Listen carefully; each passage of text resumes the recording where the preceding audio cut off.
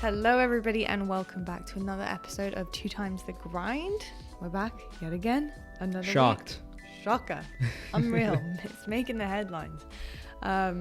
Good to see you guys back. Thank you so much for another amazing episode and joining us and the support and the comments. I absolutely love the comment section. If there's anything about our podcast, the comment section never ever lets us down. It's true. Everyone's always chatting. I love reading everything that you guys say. Friendly, and trust me, very friendly. when I tell you, we read every single comment. So thank you so much for just chatting away. Even if you disagree with us, we don't mind. You go ahead. I want to hear your opinions. I want to hear what you have to say about all the subjects we're talking about. So thank you so much for another amazing episode. But it's episode 32. Woo! 32 episodes. Imagine if we kept on track. How many episodes, I wonder, would we have been on? A lot. If anyone wants to do that math, go ahead. It would have been every week. But yeah, pretty crazy. But episode 32, really excited to get into just, some more details about what's been going on this season, the 4K that has just been happening. We've got some news that's happened in esports, but we're just going to have a little bit of a chat today and just talk. It's a late one for us, actually. It'll be good morning for you guys, 7:30 a.m. this is dropping. But for us right now, it's nighttime. But we're having a nighttime cup of joe, aren't we? Nothing wrong with that. Nothing wrong with that. Post-scrim. How was your scrim, by the way? Yeah, good. Was it good? Good scrim? Yeah. Got a lot done? Yep. Fantastic stuff. Today, we're actually not having a bag of coffee. We're actually waiting for a few bags of coffee to arrive, which we're really excited to try. But we do have an espresso machine, which we do use regularly. And we often get different pods, so we thought we'd try this pod today. It's a beautiful silver pod, by the way, but it is called, without ruining our little thing, a Rondio. So really excited to try this one. Let me tell you a little bit about it. It's Colombian washed. I never know if it's Arabica. That's a question for the people. It is true. And the touch of gourmet Guatemalan washed Robusta round each other off. A mild Gran Lungo, but don't be fooled, a subtle acidity and hint of Robusta oomph give it an inner strength to the cereal note. So yeah, excited. Something else I really love about an espresso as well, because obviously if you do have an espresso machine, you go through a lot of these bad boys, these capsules. They are in fact recyclable. So really cool that you can actually recycle those, which makes me really happy because we've got to save this poor planet, don't we? Any little thing That's we can do. that could be a topic from the podcast one week. God, We were talking about that the other day, weren't we? we were. It's scary, isn't it? You got an It is espresso scary. foam in that mustache. It's getting chopped tomorrow. Yep. Yeah, a little trim Yeah. tomorrow. So yeah, we love that. I'm entering my lumberjack phase. You enter the lumberjack phase, I think, every month. Pretty and much. then there's the chop. Yep. It's just normal. Pretty much. I like the phases. I think the cool I really enjoy. You know what people say to me all the time? So good, by the way. Like on the stream and all. Even I think it's probably in the YouTube comments too. Like people like having a cup of coffee with us, like while they listen. So even if we don't have something new, I mean, I think this is new. I don't think we've done espresso before. Maybe we have done. We have done espresso once, but not this one specifically. Yeah. But the thing that I think is really cool is it's like us having a cup of coffee with everyone listening. Yeah, and I think it's just nice to Or bring watching. something different. Everybody has different things. Some people might have Keurigs, some people may have Nespresso machines, and people are like, well, I can't, I'm not going to be putting bags of coffee in my Nespresso machines all the time, which, by the way, you can. You can get reusable Virtuo or regular Nespresso capsule things to actually put your own coffee in. It's not quite the same. You don't get quite the same crema and stuff that you would get from an espresso pod, but you can do it. But it's just interesting because if people do have Nespresso machines and we're trying different capsules, why not? Yeah. I have to get some limited edition ones as well as they come in and try those on the podcast too, because they're really fun to try as well. But let's kick things off with a bit of Halo. Let's talk about the 4K and what happened. So last week on the podcast, we talked about, oh God, no. Yeah, the downfall. What was it, the fourth place you got?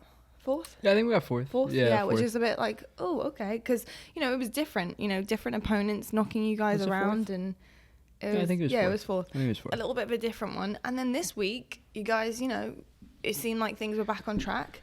But again, those OpTic boys. Yeah. They always seem to get it done when it matters most. Obviously, it is online and obviously it is a qualifier, but it gives you guys things to work on as we get further into the season and obviously closer to the next major, which is taking its damn time.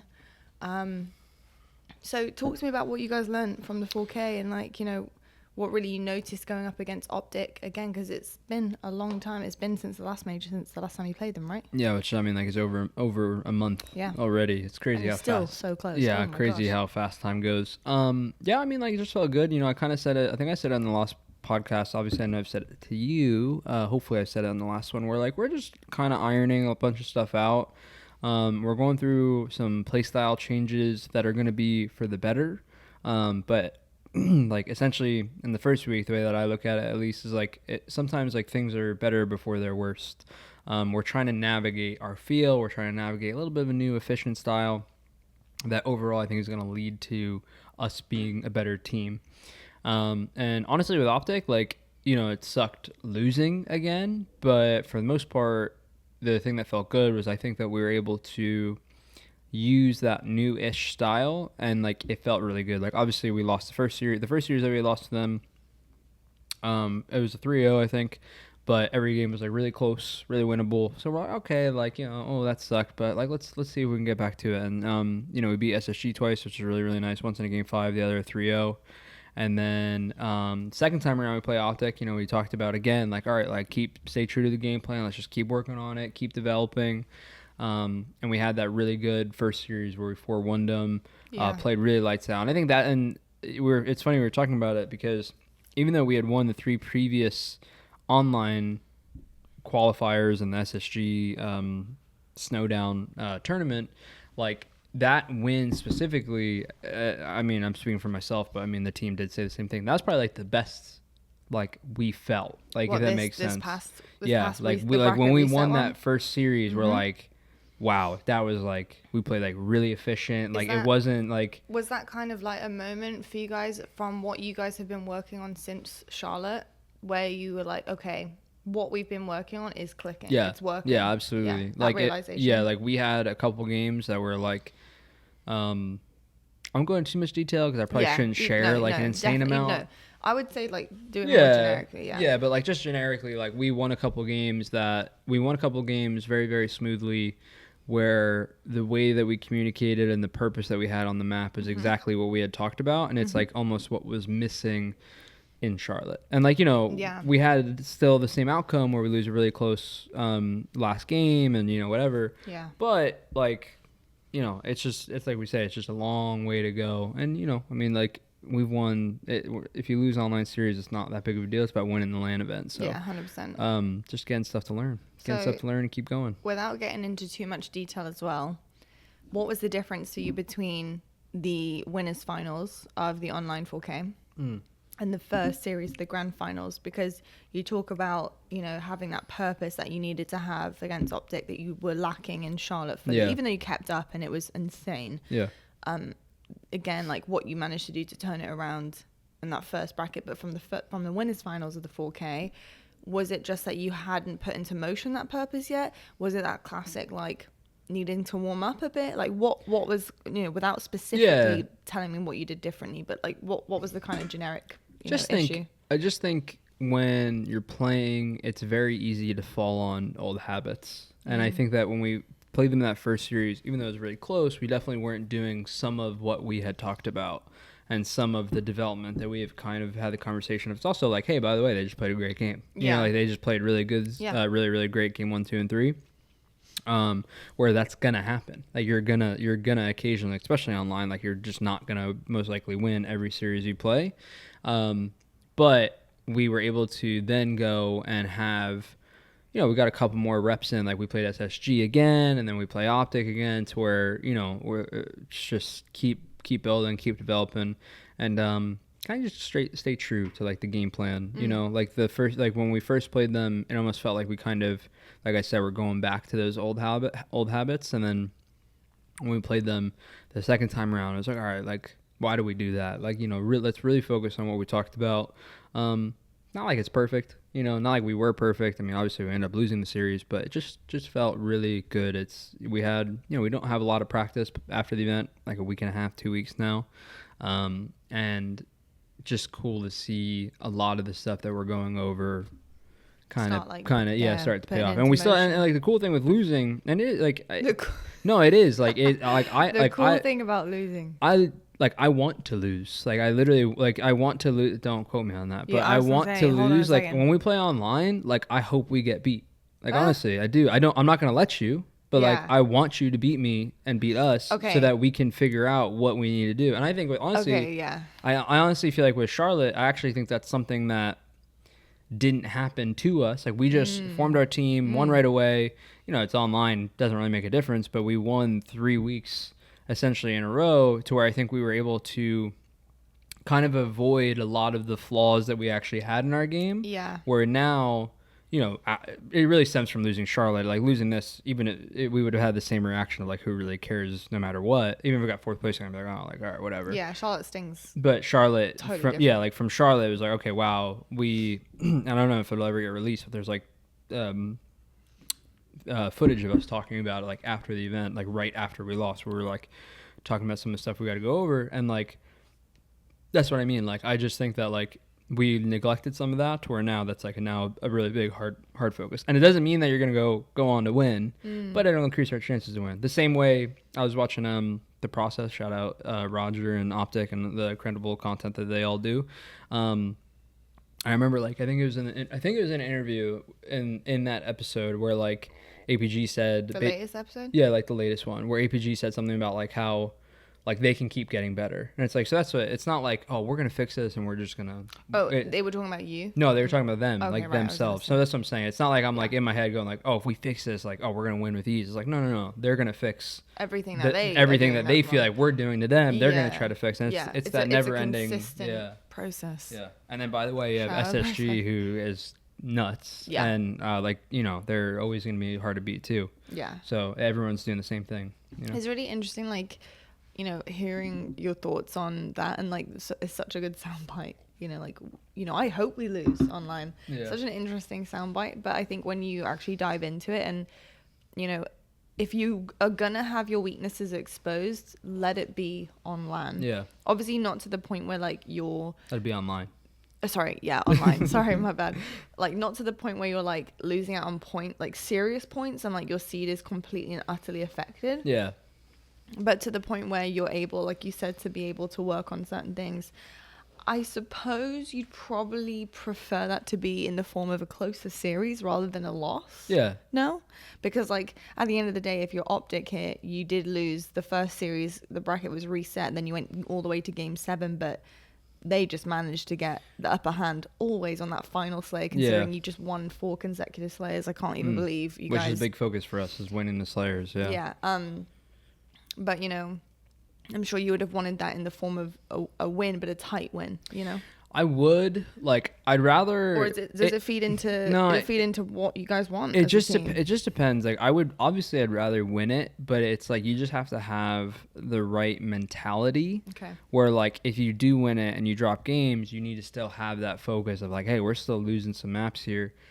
Like, I think the hard part before the event, it's not like we weren't trying to fix stuff before the event. Like, we knew going into the event, like, we're not 100%. Like, we, you know, I've talked to you off screen about it. Like, we knew going into it, like, hey, we're really good here. We've won a bunch of stuff already, but we still have a lot of stuff we're trying to figure out. But I think that when you're, like, winning, or you form a new team and you have that early success really quickly, it's just hard to pinpoint. Because, like, you know, perfect example, like, we lost the first 2 times that we played OpTic when we formed, we lost. Yeah. But then, like, when we played them again, we, like, would double win 2 series in a row. Yeah. And, like, you're just kind of like, oh, like, that first series, like, man, we just did, like, this thing wrong. Like, oh, we just got to do this a little bit more. But, like, you don't go into full detail because the other series go so well. And it's not like it's wrong, because, like, we were able to fix it. So, like, we, in our heads, we kind of know. But then I think when you fast forward to the event, like, Slayers in particular, like, we knew going into it, like, that those stalemate Slayers, like, we don't really have that much of a game plan at the moment for it. Because we didn't have time to do it. There just wasn't enough time to figure everything out. We're working on our live fire strongholds first before some of that. And yeah, it comes back, and, you know, it's just how it works in the world of gaming. It comes back to bite you. So you would rather win it, but I just think you need to have the right mentality. And I think right now, with losing Charlotte, I'm hoping, I could be wrong, never know, right? But I'm hoping it's the only thing you really can hope, essentially, is that losing is going to be the best thing for us. Because Yeah. I think if we would have won the event, even if, like, say we won game 5, say it was reversed, say we won game 5 and we won game 7, I always have the fear that, like, we would then get exposed later on, you know? Would you say that's what happened to the previous Cloud9 roster in season 1, year 1? They didn't lose anything. They just won, and then suddenly couldn't win anymore ever. Oh, they made a roster change. It's harder to say. Yeah, but they made a roster change after they were losing. After they were getting well, they second lost place. one. Well, they only lost once. No, I know. That's That's what I'm saying. But like, yeah, there's situations, and there I don't necessarily think their situation is the same, because their situation is like they just got 1 second, and like John just wanted he didn't like the environment, and he wanted to come team with us. Definitely. So it's not necessarily the same, because like I think that if he would have stayed on that team, I think that they probably would have continued to improve to where, you know, I think they're probably sitting in the top 2 still all year. They placed top 2 with Bound all year. They're probably getting top 2 all year with John, just the same. So different scenarios. I mean, you can kind of say that, but you know, I don't know. It's tough to say just because of the way that they split. You know, it wasn't like a traditional. It just wasn't a traditional like decline down or anything. Definitely. You know, like John left when they were still the best team. Like even though we won Kansas City, they were still the best team in the game, and he wanted. You know, he just thought something could be better. Yeah, definitely. I think what's interesting about you and OpTic, like FaZe and OpTic, is that, well, especially OpTic at the moment, but I think you're starting as a team to become this way inclined, and the way that you guys play. But OpTic is so buttoned up. Yeah. And you make one mistake, and I think that you see this, and this is where you can really lose series against OpTic, is that you do one tiny thing wrong, you take one step forward out of place, and everything crumbles down, because they're so punishing. Because of their structure, because of how buttoned up they are, their comms to the actual structure of the team, the way that they play, and the way that they play off each other. Their team shooting is so on point. Like literally, like they can make you crumble. So far, like snowballs so far, like away from a lead or wherever you just were, like neck and neck with them. I think that's something that's so difficult about OpTic, is trying to overcome and totally obliterate that structure, that buttoned up play that they have. The second you can do that and isolate them as a team, I think that's when you see yourselves punishing them. Would you want to meet OpTic with like a more buttoned up approach, or do you think like a hybrid, like combo mix against OpTic is the best way forward? It's just a hybrid. You know, like we need to, at the end of the day, I don't think we're ever going to play the same way that they play. It's just not going to suit us, right? But the thing that I really like about them, and it goes to like you said, how buttoned up they are, and honestly how long they've been a team. Where like I just think when stuff's going on the map, and this is the benefit of being a team for a really long time, especially a winning team for a long time, they just have like set routine plays. Like, hey, rockets are coming up on streets. We were joking around about this the other day. Like, hey, rockets are coming up on streets, and we're spawning back C, like, you know, C stronghold. And it's like, what do we actually like? What do we want to like get the rockets? Right. And like, if you asked our team that question, at least like as of like yesterday, you would genuinely probably get like 4 different answers. Right. Whereas like if you ask them that question, they know what they want to do. Like in that scenario, like what they want to do. Yeah, 100%. But again, like it's so hard, because unless you go put into that scenario, how do you figure it out? You know, like how do you, so we're going to, you know, again, like I won't go too much into it, but like, so that's like a big thing for us that we need to figure out, is like, not like routine plays, but like just the feelers of like, hey, you know, when this is going on, what side of the map do we want? You know, and it's just because you can't go wrong. You can get either side. You could stand still. You could do whatever you want, but you have to do it as a team. Yeah. And that's where we are definitely. And you know, for being a new-ish roster, we're not brand new. We've been teammates for a long time. But John's a different player to TJ. John wants to do stuff very, very differently. So we're trying to navigate that, and we're trying to figure that out. And I think we'll get there. I think it takes time, and I think we have to get put into scenarios to continue to learn. Yeah. I mean, you guys are right there. Yeah. You know, like you are right there. Yeah. There's no doubt about it. Results speak for themselves. I thought it'd be interesting to like, you know, because we do talk about OpTic quite a lot, just because they're obviously like your biggest competition at the moment, and it always seems to be ending up that route, that way, that exciting kind of series. But it's interesting to talk about some of the other teams and players in the HCS, and just like kind of your thoughts and feelings on certain people. But rather than going to like specifics on people, I kind of want to know, like in your head, like where you'd categorize certain things. So we do this often on the desk at LAN events, and we talk about, you know, what we're feeling and thoughts on teams that are like on the come up, who's like the kind of like dark horse that could be coming in and storming the competition. Obviously we're a few months away from LAN, so there's a lot of changing to be doing, but it'll be quite interesting to revisit this as we get closer to LAN, as we get through some of the opens, and kind of see where not only just like the points lie, but just where teams are kind of progressing. Who would you say right now for you, especially when you're in an open and you kind of see the results or you see the bracket, is like your dark horse that you're like, oh, I reckon like they just tweaked a little bit, those could be quite a dangerous team? I mean, they're not like as much of a dark horse because like I feel like everyone already knows it. But like I always look at Native Red. I think Native Red are like without a doubt the biggest like upset potential. Like I feel like they could play anyone and beat anyone on any given day. I'd say that the same about like G1, but like Native Red just because of how long they've been doing it. Like all of season 1, you're like, man, like Native Red could beat that team. They could beat that team. They could beat that team. You know, and it's like I feel like so for them, but they didn't necessarily have the success that they wanted until kind of around Worlds, like where they got 3rd place. And even that, I know that they're not happy with it, but they caused those upsets that they were like looking to cause. And it's like, you know, I mentioned them because they had like, it's just interesting with them where like they had the 1 week that we hadn't played, and they had won, like us and OpTic didn't play, and they won the open. Yeah. Like they won it. And then like the next week, the same week as us, I don't know what they placed, but it might have been 8th or maybe even like 12th. I'm not entirely sure.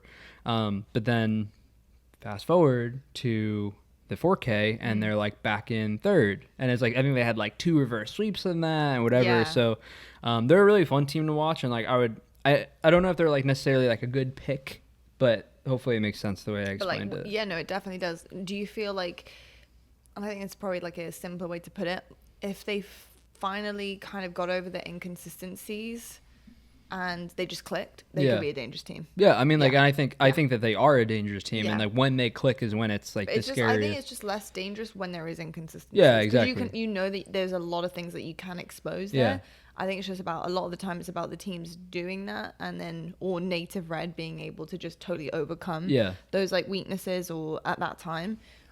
Because inconsistent teams always really concern me, but make me also very excited as well for LAN. So it's like a strange balance, isn't it? Yeah. G1, like while you mentioned them, G1 had a lot of pressure on their shoulders in that first LAN of this year because they were looking really good. Yeah. They were the only team at the time before Charlotte to like apart from OpTic, who beat us in a series, who did manage to beat you in a series and knock you down. And I mean, they were doing great in scrims against OpTic. They were doing great in scrims against you guys. I mean, I think apart from OpTic, even in scrims, they were the team that were kind of testing you the most. Obviously, you guys were still winning scrims, but it was still like it wasn't in the realm of where it's not like a 13-0 or it's more competitive, to say the least. G1, where do you think they're at right now? Because I feel like their name has kind of gone a little bit more in the shadows again, and they're not being spoken about as much, even though I feel like they should be. Where do you think things are going wrong for them, or maybe that they're just not making as much noise right now? Yeah, I don't necessarily. It's tough to say. Like, I don't really think anything's like going wrong or anything like that. I mean, like at the end of the day, at the LAN event, I mean, they're 1 series away from being in the top 4, which is a really like that's about where I would have said. You know, realistically, I thought not like that they couldn't be above that, but like I would have had them in the top 4 with us, OpTic, and SSG, like going into Charlotte.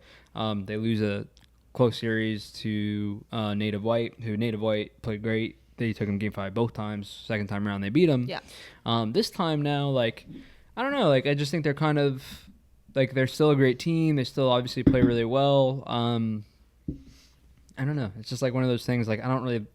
It's funny because, like, and you know this about me, and, like, truthfully, like, to you guys listening and watching, like, when I say, like, I just don't add much stock to, like, the online realm of what's going on, I just don't. And, like, I really, like... I said that about us winning the. Didn't I say it to you? Like when we won the stuff, I was like, like it's cool, but like we got to go do it at LAN, and like we'll see. I was like, we'll kind of see where I literally said going into the event, like we'll see where we're really at, and we were really close. So like we were really good. Like we're really close and we're really good, but like we still got a lot to work on, which is cool. And for G1, I think that they got all the talent in the world. I think that they're probably looking at the same kind of way of. Okay. I wouldn't be surprised if they like they lost that top 4 match to Native White. And maybe they're doing the same thing that we're doing, where we're like, hey, like we need to do this better, and it's gonna get better before it gets worse. So like maybe that's what's going on online. I'm not a part of the team. I don't know what's going on, but like I don't really, it's just one of those things. I'm not really like worried or anything. I think come, I don't even know what event it is. I think it's like a DreamHack or something like that. The next LAN event, there's still gonna be a team to look out for. I think Native White and Native Red. Shout out to Dean, the CEO of Native over there. Two top teams who can win an event is pretty good. It pretty is crazy, good. pretty good. I think they're like overshadowing everyone a little bit because of how well they're doing. Yeah. Being Native White and Native Red. But yeah, I don't think G1 are probably sweating it all that much. It's got a long way to go. I don't know what practice is looking like. You can't like not play in this stuff because you need to gather some points, but. Yeah. At the same time, like I think like SSG, I think they're not going to be scrimming for a little bit going forward because like they're moving. Stellar and Penguin, I think, are like moving to Texas. Yeah. So it's like, like we got a long way to go to where people are kind of going to be like back and forth, getting back in the groove. Yeah. Yeah. That makes sense. Okay. What about this one? Online, and I know that you don't find like you're not you're not kind of like worried or I don't know, nervous about playing against any individual on any given day or any map or any team. Yeah. But who would you say online is the most like dangerous player to play against? And it doesn't have to be from a team that's winning. It could be from any team. But like, who are you just like, oh my god, like sometimes? Yeah, that's a tough one. Is there anyone that comes to mind? Man, that's a tough one. I'm trying to think. In this game, it's difficult because there's so many good players in this game. Like with just how infinite it is and the skill gap. Like go to anyone like immediately? Not really, honestly. Like no, like it's just individual. I think like everyone's just really good at the end of the day. To where like it's almost like everyone's so good to where like no one kind of like overshadows. And I know that people do. I say this all the time. Like I know like guys like Renegade and Lucid and Frosty and Stellar, like Royal 2. Royal 2 is playing. Yeah, Royal God. 2 is doing amazing with his So you. Thank you. But no, just not. I wouldn't say anyone like in particular comes to mind. Okay. Just your typical, Same for LAN. It's just I think I've always said this. I think I just view it a really weird way. I just don't really pay. Yeah, that's why I tried to preface it with. I just don't pay much. I don't pay much. Okay. Even on LAN, like people say questions like this all the time, and it's. I don't think that anyone's wrong in asking this question. I just think that like the way that I've been brought up, and I don't mean by my parents, but like in terms of like of playing Halo, I just view it a very different way. You like it doesn't take away from you being an incredible player, but like, and I obviously take note to incredible players. Yeah. But like, it's like the question of like, well, who's the hardest to kill? And it's like I don't really like. I just kill them. Like I just shoot. Like it's not like if I hit all my shots and I make my correct play, like you can't really do anything. No. And like, could I name people like like Ola, for example? Like Ola's always been one of the, like a really hard person. He's known for it. But like when I play against him, like he might do a thing or two here that like makes it like, oh shit, he's a harder kill. But like overall, like all the players are really trying to do the same thing. So are there guys who excel more in doing that? Like, yeah, for sure. But like I feel like I almost it might be wrong to do. I almost have throughout my career tried to like not acknowledge that. What's the word I'm looking for? Like not because like I acknowledge in the form of like paying respect to it. Like I know like if you're nasty with power weapons, like I give you credit. I know how good you are with power weapons. Yeah. But like use like Tommy as an example, like Lucid. Like he's one, or even actually, you know what? Let's not use Lucid. Let's use like Renegade. Renegade because he's on my team now. That's why I say that. So John is like one of the best power weapon players in the game. Yeah. Like, but when I play against him, I have in my head like how good he is. You played or when I did play against them, I would have in my head like, okay, like Renegade's gonna have a power weapon, but like I almost like I don't downplay it because it's a big focus, but I'm like telling myself like don't overcomplicate it. Like if you think you have the kill on him, like go kill him, you know. Yeah. But Mm-hmm. yeah, I don't know. Does that make sense? No, it makes sense. Yeah. It definitely makes sense. I mean, I feel like that's why you're probably and have been so good for so long and seen so many results. Just I think the mindset is a huge part to it. Because I feel like players will like. Because it's funny, I have the same competitive type of mindset. Yeah. I can acknowledge when a player is really good, but there's a part of me that will just never let that affect me. Yeah. Like I'm always like, I can be better. That's the way. You know what I mean? Yeah, In my head, like it's just like, and that's it's like how, I know you're really good and I respect that, and I wouldn't do something stupid against you. Yeah. But I take that kind of mindset and use it. I use the fact that they're good to be better. Yeah, and like know? use like Ola. It makes perfect sense. And like use Ola as an example because he's not playing anymore. Like I just feel like a big thing with competing is like, okay, again, you acknowledge it and you respect it, and like obviously you have to tip your hat to that side of someone's game. But like use Ola as an example. He was a really hard kill on the map, but like in my mind, and I'm not saying this is 100% correct, this is just the way that my mind works, so please bear with me, you don't have to agree, but like when I'm playing against him or even like talking about it, I always try to, again, it's not downplaying it, but it's like I don't want to think of that as being a factor, because I think that when you do that, you'll be like in your head about it.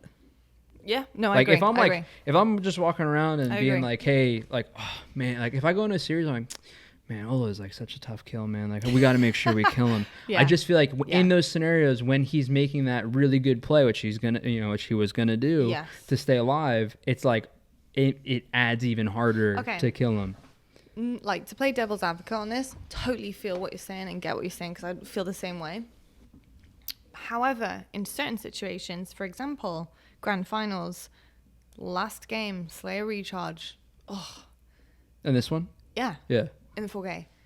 I mean, I think it's totally fair enough to be like, do not let Lucid get that goddamn shock rifle. That's different though. Like that's where you're paying respect though. Like when we're talking about it, we're oh, don't let him get it. That's why I totally know that, and that's why I know what you're saying. But I think it's good to like clarify it. Yeah. Because I think like being prepared to say that in a respectful way and like have that as almost like a strat. Yeah. Like, do not let these people get this. You know what I mean? Yeah, it's like a catch-22 to what I'm saying, because like 100%, like when we're like, or like be ready for him to go to jump like from back ledge when we would like play like, Ola, it would be like, you know, don't let Ola like milk his life too long, like kill him, you know, or with Lucid, who's like incredible with power weapons, or Renegade who's incredible with power weapons. When we did play against him, it was like, don't let him live with the power weapons, and that's you paying respect and acknowledging. Obviously, you're acknowledging how incredible they are, but the point that I'm making is that in the game, I'm not like, ooh, let me not challenge. You know, like if I in my head I'm like, if I have the upper hand, I'm taking the challenge, and that's of course, for better or for worse. You pay respects in like a smart way, in a strategic way. Yeah, in a strategic way. Yeah. Exactly. I think it's a really interesting like balance and like self-awareness to like be able to do that as well, because I feel like, do you feel like a lot of teams don't do that? Do you feel like a lot of teams do have mental blocks against certain players and teams? No, I think a lot of players. Would you say in top 20? Top 20, I don't know. Like I just say like in the top like top 10? Top 6, I would be like, I think everyone looks at it the same way. Okay. Where you have that strategic base, like, hey, like, you know, Rotu's gonna play his life here, but like they're not gonna like. But would you say overhype it? You know, it might kind of vary going from top 8 down. Yeah, I'm sure other people like. Okay, this is a little bit of a better way to explain it. I feel like below top 8, like Rotu's really good at like playing his life, or like say Ola, right? Like let's keep using Ola as an analogy since he's not playing anymore. But like, okay, Ola's really good at playing his life. I feel like when you play teams that are seated lower and lower and lower, I think it affects them more, because they have in their head like, you couldn't kill him the one time, and now you're like worried about the next time. Yeah. Okay. Whereas like at a top level, like, you know, at a top level, like, hey, he's gonna get me. Like it just is what it is. Yeah, like he's gonna have like. I mean, I've played Justin more times than I can count in my career. Like, there's been plenty of times like I should have killed him and I didn't. You know, because he's that good at that side of his game. But like when I'm playing against him, I'm in that moment. I like it's like a blank slate. Like I don't literally it's think. Not even thinking like that. I know it before the game. Yeah. And it's a it's so hard to like explain. No, it makes sense. It's a focus, but it's just Like, it's like I said, like, Well, if I think I have you dead, it's more I'm like learning, understanding, respecting, but then overcoming the characteristics of a player. yeah. Yeah. Yeah. It's like Like, you're not worried about it, but it's more like you're just like overcoming those play styles or characteristics of individual players that make them individually skilled and doing whatever it takes to combat that. And I think it's just like having like self-belief. Like, I just think like if in my mind I know that I have you dead in this scenario, like say you have a power weapon, say I'm playing against Royal 2 and he's got a sniper. Matt's an incredible sniper. He's one of the hardest people to kill. But like if I know in my mind I have the advantage, I'm playing to my advantage every time. But I think that what happens to players, and you could probably say this across every game, is like, ooh, like, do I, like, he goes around a corner. Do you push him? Like, you give him half health. Do you push him?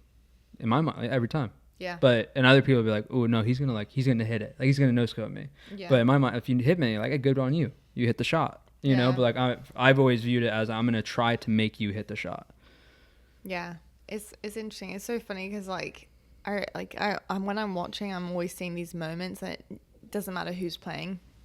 People have like power weapons, especially like snipers, like shock or sniper, and they're just lined up and they're just waiting, especially like recharge somebody like to walk top BR and just peek out the door. And I'm like, please don't peek out the door. Like whoever you are, like he's right there, he's looking at you, and it's like the most perfect lineup. They just move their head, they're gone. But it's like it's just so interesting, like listening to kind of your thoughts and feelings on.